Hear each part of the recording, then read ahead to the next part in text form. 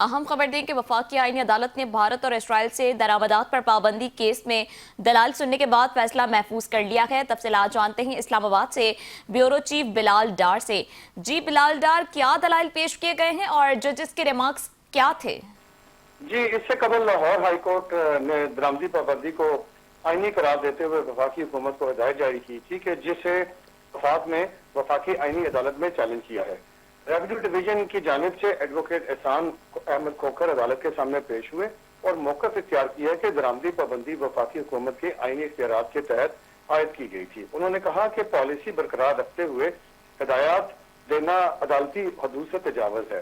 حافظ احسان احمد کھوکھر نے عدالت کو آگاہ کیا کہ خارجہ، تجارتی اور قومی سلامتی سے متعلق فیصلے خالصاً حکومتی اختیار ہیں اور عدالتیں پالیسی پر نظر ثانی یا اثر نو غور کی ہدایت نہیں دے سکتی ہیں۔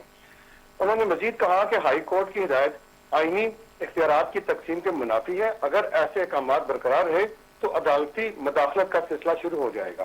ایڈیشنل اٹارنی جنرل عامر رحمان نے بھی عدالت میں موقف اختیار کیا کہ ہائی کورٹ پالیسی معاملات میں دخل انداز نہیں ہو سکتی اور ہدایات کالعدم قرار دی جائیں۔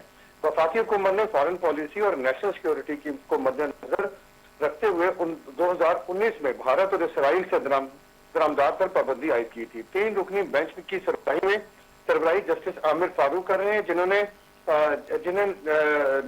فریقین کے دلائل سننے کے بعد فیصلہ محفوظ کر لیا ہے۔ جی، تفصیلات کے لیے شکریہ بلال ڈار۔